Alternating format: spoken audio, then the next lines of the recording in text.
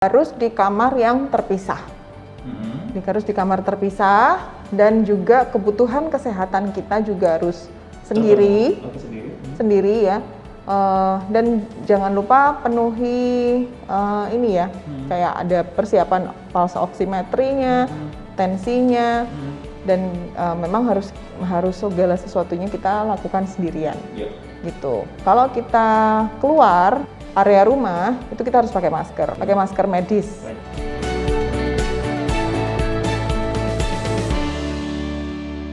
Kawan Merdeka, saya mau Bastian kembali lagi menyapa Anda di Glam Talk, pembahasan mengenai dunia kesehatan, entrepreneur dan sebagainya. Kita bahas tuntas dan semoga bisa memberikan inspirasi sekaligus manfaat untuk Anda. Kali ini kita fokus ke satu pembahasan yang sedang panas sekali, sedang in juga. Ini masalah definisi apakah kalau misalkan kita kena COVID-19 kita cukup isolasi mandiri di rumah atau di mana begitu ya, ataukah kita harus langsung buru-buru kena panik langsung minta bantuan ke rumah sakit. Dr. Fani Manudin, MBioMed AM bersama dengan saya hari ini. Hai dokter. Hai Mas Ahmad. Sekali lagi untuk episode ini Dr. Fani akan saya todong untuk meluruskan pemahaman mengenai penanganan COVID-19. Ditodong lagi ya. Yes dok. Dok, ini gimana, isoman atau masuk rumah sakit langsung sebenarnya? Nah, ini kalau kita lihat itu tergantung dari kondisi. Gimana Pak? Jadi sekarang itu sudah ada protokol bahwa kalau misalkan kita ada 3 kategori. Jadi untuk isolasi mandiri itu bisa kita lakukan di orang-orang yang tanpa gejala. Orang-orang yang tanpa gejala ini dia nggak ada gejala sama sekali, tapi pemeriksaan swab dan swab antigen dan swab PCR-nya positif. Gitu. Tanpa gejala itu berarti apa? Ya nggak ada demam, nggak ada batuk, indera penciumannya masih oke. Itu benar-benar OTG atau orang tanpa gejala. Nah, itu memang diharuskan untuk isolasi mandiri karena mereka ini justru yang bahaya, Mas. Justru bahayanya apa? Karena mereka karena tidak punya gejala, otomatis kan merasa baik-baik aja gitu loh. Kayak nggak bawa apa-apa gitu. Ya, karena merasa baik-baik aja, padahal mereka bisa menularkan ke orang-orang yang tidak memiliki kemampuan lebih untuk daya tahan tubuhnya ya, seperti itu. Jadi mungkin lagi drop atau mungkin orang tua, ya, seperti itu. Nah, kemudian kalau yang untuk gejala ringan sampai sedang, itu bisa ada 2 pilihan. Bisa dengan isolasi mandiri tetapi terkontrol ya dengan pantauan, atau gejala sedang itu bisa masuk ke rumah sakit. Karena apa? Karena gejala sedang ini dikhawatirkan untuk bisa nantinya khawatirnya itu perburukan, jatuh ke perburukan sehingga menjadi parah, gitu. Kalau dibiarkan gitu. Kalau dibiarkan, nah makanya ada 2 pilihan. Jadi kalau misalkan yang gejala ringan aja, kalau gejala ringan itu mungkin sudah mulai ada demam ya, terus kemudian ya nggak enak ya badannya, terus mulai ada sakit kepala, nyeri kerongkongan, batuk pilek, itu sudah mulai gejala ringan. Nah, kalau sudah ke sedang itu berarti sudah mulai ada sesak. Sudah mulai ada sesak, terus kemudian indera penciumannya lebih tidak berfungsi, selera makan berkurang. Nah, itu curiga ke arah sana dan itu harus kita fasilitasi. Harus fasilitasi dengan apa? Dengan oximeter atau pemeriksaan ini ya, alat yang di jari, ya pulse oximetry namanya. Nah, pulse oximetry ini tujuannya adalah untuk mengetahui saturasi oksigen di darah kita. Kalau saturasi oksigennya ini menurun, nah ini harus buru-buru, tanda-tanda mau ke arah ini ya, karena jangka waktunya ini kan cukup panjang ya, kurang lebih sekitar 14 hari. Itu yang sedang. Kalau yang tingkatannya lebih lagi dong? Kalau yang tingkatannya yang lebih berat, biasanya sih udah mulai sesek, kehilangan kesadaran dan lain-lain. Itu terus masuk rumah sakit wajib itu ya? Harus, dan itu pasti butuh ventilator, oksigen. Dok, ini kondisi kalau misalkan case-nya adalah pada saat kita lagi sehat, kemudian ternyata kita tahu anggota keluarga kita kena COVID, lewat tes dan ini itu. Nah kita yang was-was ini apa yang harus kita lakukan? Harus dites juga. Harus dites. Jadi seluruh keluarga. Jadi misalkan satu keluarga kita positif, gitu ya, itu harus di-trace semuanya.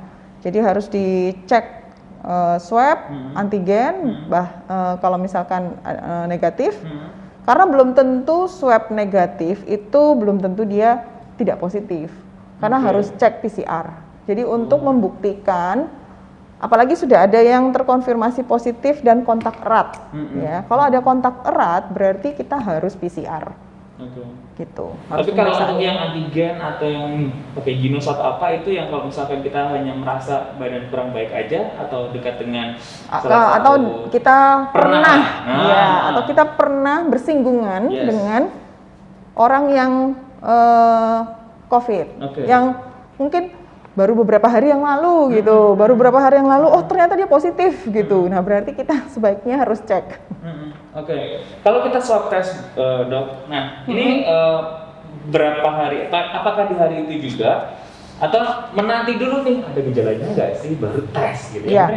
Jadi gini, ada siklus di mana hasil tesnya itu bisa positif dan bisa negatif gitu ya. Kalau masih permulaan swab antigen itu pasti negatif. Kalau masih baru pertama kali terpapar gitu ya, 1 hari setelahnya itu swab antigen masih negatif biasanya. Butuh waktu 3 hari. Jadi 3 hari baru bisa kita tes swab antigen lagi. Jika positif, baru kita memastikan dengan PCR. Karena kadang-kadang swab antigen itu positif, mungkin kita sedang batuk pilek aja. Itu virus ya. Tapi tetap harus kita cek, jangan sampai kita nggak cek, karena beberapa waktu yang lalu tuh sempat ada yang misinformasi juga ya. Gimana tuh? Bahwa kalau kita lagi batuk pilek jangan swab, nanti positif gitu. Iya. Kalau tambangan drop gitu ternyata positif gitu. Bukan berarti kita nggak boleh mengecek gitu, tapi kita untuk memastikan dan juga kita nggak egois, kita aman, kita harus cek supaya kita aman dan juga sekeliling kita juga aman. Betul sekali. Itu kalau gelombang kedua kayak gini, sebaiknya kita yang sehat itu untuk memastikan bahwa diri kita benar-benar sehat itu harus berapa kali cek? Seminggu berapa kali atau? Kalau untuk amannya seminggu sekali. Apalagi karena masih work from office dok. Benar. Sebaiknya seminggu sekali mas. Gitu. Ada beberapa perusahaan itu malah 3 hari sekali. Karena daya pemeriksaan dari swab antigen itu kan cuman singkat ya, cuman 2 kali 24 jam. Kalau PCR lebih lama, PCR itu bisa 3 kali 24 jam. Gitu. Makanya public transportation juga menerapkan itu sekarang nggak lama-lama, 2 kali 24 jam. Betul. Bisa bawa bukti kalau dia di tes itu juga. Apalagi sekarang kalau misalkan mau pergi harus ada vaksin ya. Syaratnya sudah vaksin 2 kali dan sudah pemeriksaan swab antigen. Hari gini ribet ya teman-teman kalau mau traveling, tapi mau gimana lagi, kita hidup di kondisi pandemi begitu. Kita nanti akan kembali dengan pembahasan kalau misalkan Anda sudah kena COVID, kemudian Anda memutuskan untuk isoman, langkah-langkah apa yang harus kita lakukan kalau kita mengisolasi diri kita secara mandiri. Kita akan kembali menyapa Anda cuma di Glentalk. Nah, yang jadi problem adalah pada saat kita sudah tahu kita kena COVID-19 lewat tes-tes yang kita lakukan, kemudian kita merasa bahwa kalau ke rumah sakit agak gimana gitu, takut ini itu, tapi ada kesempatan juga bagi kita untuk memutuskan ya udahlah isolasi mandiri. Nah, ini langkah-langkah apa saja yang bisa kita lakukan? Dr. Fani bisa membantu. Iya. Nah, jadi kalau kita sudah tahu terkonfirmasi positif COVID-19, nah itu kita harus yang pertama kita lapor ya ke lingkungan sekitar, terus kemudian kita cek ke dokter, lalu kita pasti dari dokter itu akan memberikan resep ya, resep antibiotik, resep antibiotik, vitamin, kemudian untuk pemeriksaan juga ya, jadi sudah ada ininya sih, sudah ada standarnya ya, protokol yang harus dilakukan gitu. Nah, memang banyak sekali sekarang udah mulai diberlakukan ya. Dan juga konsultasi online. Nah, konsultasi online di aplikasi-aplikasi itu sudah banyak sekali dan itu bisa digunakan, dipergunakan fasilitasinya. Gitu. Oke. Kalau memutuskan untuk isomannya di rumah, dok, sebentar itu ada anggota keluarga juga nih. Ya. Ini gimana nih aturannya? Nah, itu aturannya. Jadi kita harus di kamar yang terpisah.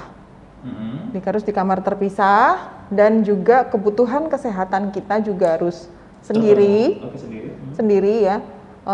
Dan jangan lupa penuhi ini ya, kayak ada persiapan pulse oximetrinya, tensinya, dan memang harus segala sesuatunya kita lakukan sendirian.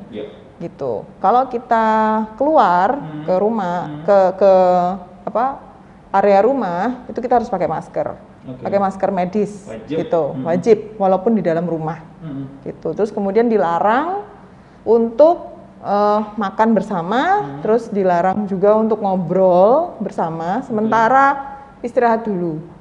Terus kemudian kamarnya itu sebisa mungkin harus ada ventilasi dan ada sinar matahari yang bisa masuk untuk bisa terjadi pertukaran udara, dan sebaiknya disterilisasi setiap hari. Gitu. Menghindari kontak dengan keluarga juga ya. Iya, betul. Oke, kalau misalkan isolasinya itu ada di rumah, pertanyaan berikutnya adalah kalau memutuskan untuk melakukan isolasi mandiri di penginapan atau di tempat lain, itu perbandingannya dengan isolasi mandiri di rumah gimana, Dok? Sebenarnya sih sama aja, tapi kan kadang orang tergantung budget ya. Iya benar. Takutnya di rumah ada orang tua, ya udahlah saya. Ya biasanya ada beberapa orang yang memilih mungkin kayak stay di hotel atau di apartemen atau di ngekos mungkin ya. Iya. Benar. Tetapi ya kita juga harus memperhatikan bahwa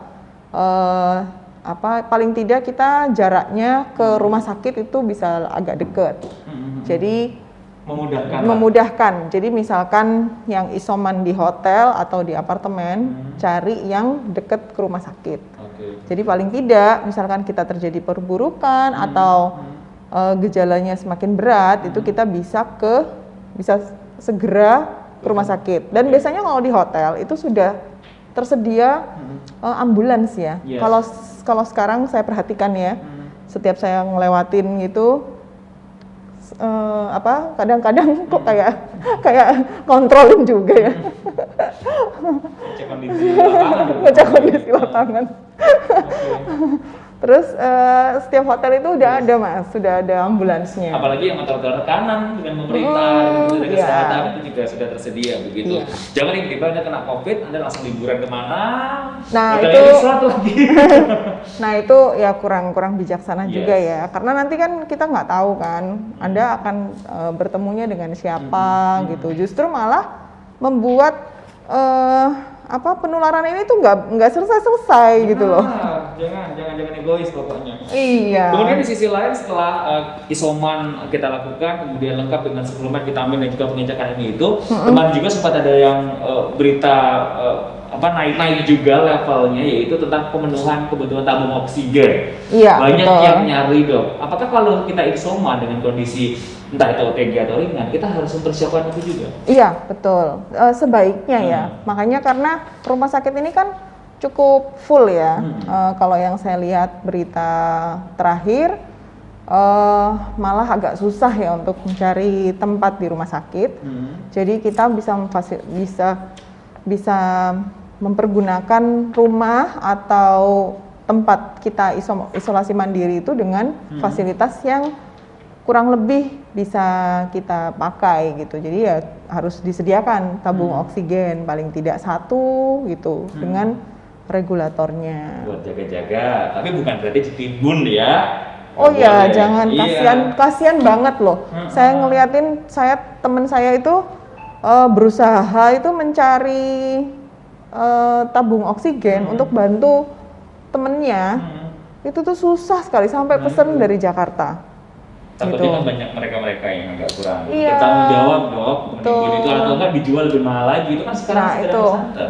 benar. Oke, baik. Dari situ kita akan tahu bahwa isoman itu bisa kita lakukan dan bagaimana cara kita untuk mengecek nih apakah kondisinya sudah membaik atau belum. Perlukah kita keluar dari kandang itu? Dari Enggak, rumah kita, dari enggak. Jangan dulu. Jangan dulu.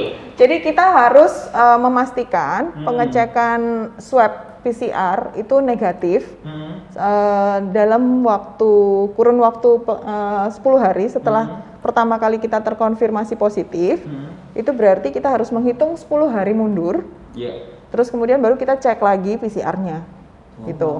Ya, kita cek lagi PCR-nya. Kalau misalkan PCR-nya masih positif, berarti kita tidak boleh dulu keluar, masih tetap dilanjutkan isolasi mandirinya. Gitu, paling tidak 7 hari ya. Gitu. Tapi kalau misalkan sudah sembuh, sudah negatif PCR-nya, bisa ditambahkan lagi 3 hari isolasi mandiri. Kemudian tes lagi? Sudah tidak usah, karena ya? sudah pasti negatif. Gitu. Bisa olahraga nggak sih dok kalau isoman gitu? Boleh, tapi di lingkungan situ, maksudnya di ruangan itu aja bisa. Atau pada saat tidak ada orang ya, mungkin kalau misalkan isolasi mandirinya di tempat rumah sendiri, tidak ada siapapun ya bisa olahraga di sekitar situ, tapi ya harus tetap menggunakan prokes ya, harus itu. Dan juga mungkin ya tidak boleh terlalu over karena olahraga yang over kan juga menurunkan imunitas. Oke, gimana cara olahraganya tidak over? Cek langsung di @hi_doktervan, nanti bakal ada. Iya. Oke, kita nanti akan fokus juga di segmen berikutnya kalau sudah sembuh nih. Nah, yang sudah sembuh ini juga jangan egois. PMI lagi butuh loh donor plasma konvalesen. Nah, seperti apa donor plasma ini bisa bermanfaat bagi yang lain? Kami akan kembali menyapa Anda tetap di Glentalk. Yang sudah sembuh, yang sudah jadi sarjana COVID ya. Tolong ya, jangan egois. Banyak yang meminta bantuan Anda untuk mendapatkan donor plasma. Nah dok, ini mungkin tidak banyak yang tahu. Kadang-kadang kalau udah sembuh ngerasa ya udahlah lepas tanggung jawab. Ada tanggung jawab sosial yang bisa kita lakukan di sini. Setelah kita sudah sembuh dari COVID gitu dengan donor darah kita diambil plasma konvalesennya. Ini gimana prosesnya? Ini termasuk di social wellness ya. Betul ya. Peka dengan yang lain ya. Betul. Jadi di saat kita sudah sembuh dari COVID, itu antibodi yang ada di dalam darah kita itu sangat tinggi. Dan keperluannya ini adalah bisa membantu antibodi ke orang yang sedang terkena COVID, yang sedang parah. Ya. Justru pada saat parah-parahnya itu diperlukan antibodi yang tinggi sekali. Jadi makanya plasma convalescence ini itu dinilai sangat membantu, tetapi harus ada syarat-syaratnya. Jadi orang yang mendonorkan itu adalah orang yang sehat, terus kemudian golongan darahnya itu sama, ya. Jadi supaya tidak ada reaksi penolakan. Kadang-kadang itu kan ada reaksi penolakan ya. Dan juga tidak ada penyakit-penyakit bawaan atau penyakit-penyakit underlying disease kayak diabetes, hipertensi, terus hiperkolesterol ya. Nah, itu gula darah yang tinggi itu juga. Jadi atau golongan yang orang yang obesitas itu juga sebaiknya memang dibatasi. Jadi benar-benar bisa didapatkan dari orang yang sehat. Tetapi kalau misalkan ada donor yang ya adanya ini gitu, ya udah nggak apa-apa, pakaikan saja. Bisa dikatakan begini, artinya tidak semua penyintas COVID bisa donor plasma sebenarnya. Betul. Apakah juga berpengaruh pada usia, kemudian jenis kelamin atau gimana? Kalau usia dan jenis kelamin sih pengaruh juga dari sisi usia dan dari sisi ininya ya, dari sisi tadi penyakit-penyakit bawaan, penyakit histori penyakitnya dan golongan darah yang paling utama. Gitu. Ini untuk donor plasma ini hanya bisa dilakukan di TNI aja ya? Iya. Di rumah sakit. Di rumah sakit juga bisa langsung sesuai dengan permintaan gitu. Soalnya ada beberapa yang sampai posting di Instastory dok, ya dibutuhkan dana plasma convalescent dari golongan darah B+ misalkan. Iya, gitu. betul. Itu sebenarnya kita nggak harus ke PMI ya, tapi langsung ke rumah sakit yang bersangkutan. Langsung ke rumah sakit yang bersangkutan atau orangnya ada di mana, jadi kita memberikan itunya lewat rumah sakit atau lewat PMI atau lewat memang badan lembaga yang mengurusi pengumpulan plasma. Yes, bisa langsung dicek kayaknya di Kementerian Kesehatan ya website-nya atau di Instagram-nya. Dan berapa hari lagi atau kapan lagi kita boleh donor lagi? Karena sebetulnya kan itu bisa, kalau antibodi udah terbentuk berarti bisa didonorin lagi ya dok ya? Iya, tapi kan batas antibodi itu kan kurang lebih ada kira-kira sekitar 3-4 bulan ya. Cukup tinggi kadarnya. Tetapi kadang-kadang ada beberapa pasien saya juga yang sebelumnya kena COVID, terus dicek antibodinya itu masih tetap tinggi sampai 6 bulan. Gitu. Makanya ada yang boleh divaksin lagi kalau orang yang habis kena COVID gitu bisa divaksin setelah 3 atau 4 bulan.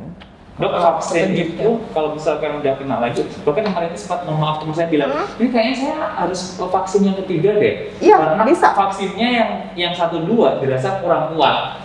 Iya, bisa juga. Bisa ya? Bisa. Nggak cuma 2 aja ya? Bisa. Teman-teman saya yang di Jakarta itu bahkan ada yang mengumpulkan sisa vaksin. Jadi sisa-sisa vaksin yang masih ada di botol itu suntikin lagi untuk nakes. Coba saking ininya ya. Menguatkan antibodi. Dan itu setelah dicek memang naik antibodinya. Ini kemarin saya tanya juga di Turki nakes yang di sana itu diberikan tambahan lagi vaksin ketiga. Harus sama ya jenisnya. Kalau beda? Beda boleh. Beda boleh. Beda boleh. Jadi sebelumnya pakai AstraZeneca, kemudian coba pakai Sinovac gitu. Boleh. Boleh aja, nggak masalah sih. Itu kan kembali ke fungsi dan kemampuan dari vaksin tersebut ya. Gitu. Kalau dulu di gelombang pertama kita tahu COVID itu banyak, membuat mereka yang sudah berumur itu meninggal dunia karena masalah komorbid dan sebagainya. Tapi di gelombang 2 ini ternyata mereka di golongan muda, golongan anak-anak itu pun juga rentan dong. Betul sekali. Karena virus ini bermutasi dengan begitu kuatnya dan begitu berbeda ya. Variannya itu begitu berbeda sehingga tidak hanya orang tua atau orang-orang yang dengan penyakit komorbid, tapi juga yang muda, bahkan anak-anak gitu, masih usia remaja seperti itu. Nah, perlu dilihat lagi ya, mungkin perlu diteliti lagi, apakah anak-anak atau remaja ini memiliki kebiasaan makanan yang tidak sehat, ataukah mungkin ada penyakit-penyakit tertentu ya. Nah, itu kayaknya harus perlu ditelaah lagi. Yes, jadi rentannya itu udah bukan hanya untuk yang sudah. Karena kita tahu sendiri kan. Saja, gitu. Karena kita tahu sendiri ya Mas, sekarang anak-anak obesitas itu juga kan banyak. Ya. Penyakit juga tuh. Iya, dan pola hidup kita juga tidak sehat ya. Dan itu banyak sekali gitu. Jadi ya siapapun bisa. The last question dok, ini katanya kabar baru banyak yang menyuruhkan ayo optimis karena banyak dokter yang udah menyebutkan dari pandemi ini akan segera berubah menjadi epidemik. Nah ini apa maksudnya dari istilah? Jadi gini, epidemik itu berarti hanya area-area tertentu gitu. Jadi kita harus optimis karena apa? Karena kita sudah divaksin, di beberapa tempat dan ya langkah-langkah pemerintah ini untuk meningkatkan orang-orang untuk supaya vaksin itu adalah tujuannya untuk herd immunity. Jadi bukan lagi pandemik seperti yang dulu waktu awal karena kita masih belum mengerti apa-apa dan masih belum ada solusi ya. Kita masih meraba-raba pada waktu itu ya. Betul sekali, ini apa gitu. Terus kemudian sekarang ini kan sudah ada solusinya dari vaksin, kemudian obat-obatan, suplemen yang bisa membantu untuk paling tidak tubuh kita ini imunnya bisa lebih terjaga gitu ya. Nah, jadi bisa berubah dari pandemik menjadi epidemik. Ayo kita harus sukseskan. Kita harus kita harus peduli ya dengan generasi-generasi penerus kita gitu loh. Karena ya kalau enggak mau kapan lagi? Kita saatnya sekarang itu kita harus tidak boleh egois. Kita harus memikirkan orang lain ya, terutama ya yang masih mau akan bertumbuh ya. Adik-adik kita, anak-anak kita ya. Mereka masih punya masa depan yang cukup panjang gitu loh. Jadi sebisa mungkin ya kita semua harus bisa mau untuk bergerak bersama, peduli ya, terus kemudian hidup sehat ya. Tidak ada kata terlambat untuk hidup sehat itu. Jadi mulailah dari langkah-langkah kecil dulu, rajin olahraga, perhatikan nutrisi makananmu. Karena itulah yang akan membuat kita tuh menjadi kuat. Gitu. Oke, itu langsung dari hati loh ya. Jadi perhatikan, karena untuk konten-konten kesehatan dari Dr. Fani bisa kalian ketemukan di @high_Dr. Fan, dan juga jangan lupa untuk mengunjungi akun personal beliau di @drfani_imanuddin. Dok, terima kasih banyak. Ya, sudah sama-sama. Dari kita.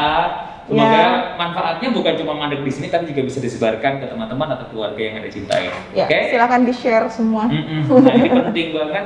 Sekali lagi, jangan egois seperti pesan Dr. Fani tadi, dan mari kita peduli dengan apa yang terjadi di sekitar kita. Kalau Anda sudah merasa menjaga kesehatan, sementara yang lain masih belum, langsung aja dibilangin gitu ya. Ayo jaga kesehatan bersama-sama. Saya mau bahas tutup acara, kita ketemu lagi di lain kesempatan, cuma di Merdeka FM. Bye-bye! 106,7 Merdeka FM, musik terbaik 90-an hingga